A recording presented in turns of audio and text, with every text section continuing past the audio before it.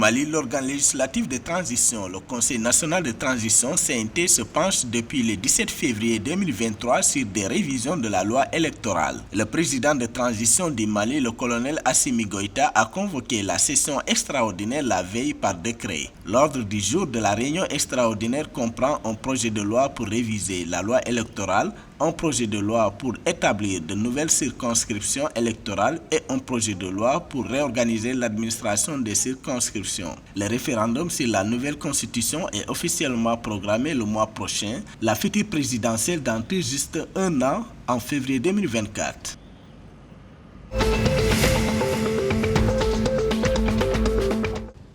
Les autorités guinéennes ont menacé vendredi 17 février 2023 de retirer l'agrément des formations politiques qui porteraient atteinte à la cohésion sociale après une journée de manifestation dans le Grand Conakry ce jeudi 16 février 2023 qui a coûté la vie à 2 jeunes. Dans un message diffusé sur la télévision nationale, le ministre de l'administration territoriale, Mori Kondé, a déclaré que les organisations politiques et sociales dont les responsabilités pénales seront établies par la suite des procédures judiciaires par les autorités compétentes se verront appliquer des sanctions allant de la suspension jusqu'au retrait de leurs agréments.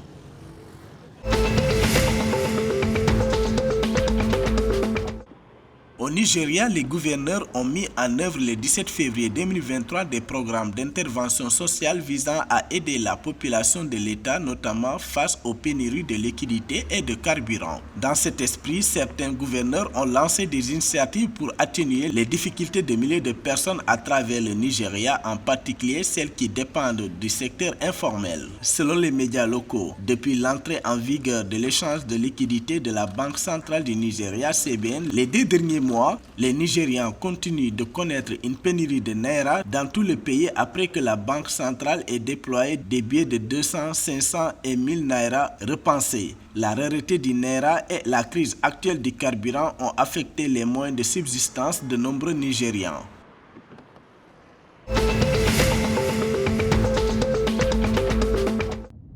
Le gouvernement ghanéen prépare un projet de loi pour garantir les droits des consommateurs à tous les niveaux. Dans une déclaration devant le Parlement le 15 février 2023, l'exécutif a indiqué que l'absence d'une législation unique pour la protection des consommateurs dans le pays a créé des situations où certains marchés n'ont pas été réglementés, ce qui a entraîné une constante violation des droits des consommateurs. Cela, a-t-il noté, nécessite l'adoption d'un projet de loi sur la protection des consommateurs. Actuellement, le cadre juridique et réglementaire du Ghana pour la protection des droits des consommateurs est fragmenté.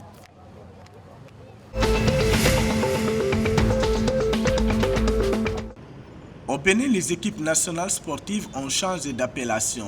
Selon un arrêté du ministère des Sports signé le 17 février 2023, les équipes nationales sportives féminines du Bénin sont désormais désignées par l'appellation les Amazones du Bénin. Quant aux équipes nationales sportives masculines, elles sont désignées les Guépards du Bénin. En août 2022, la Fédération béninoise de football a validé le changement de nom pour son équipe nationale, passant ainsi des écureuils aux Guépards. Un changement d'appellation qui vient de recevoir l'adhésion du gouvernement et du chef de l'État, Patrice Talon.